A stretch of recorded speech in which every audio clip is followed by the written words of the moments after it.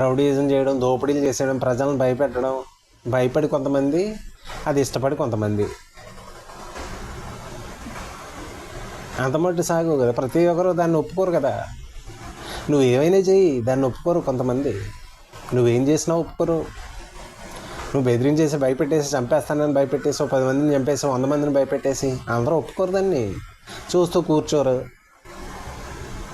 నువ్వేం చేసినా చేసుకో, రెడీ మేము పోరాడటానికి అంటారు. అందుకే కదా ప్రజాస్వామ్యం భరుతుంది. నీలాంటి వాళ్ళు చాలామంది వస్తూనే ఉంటారు.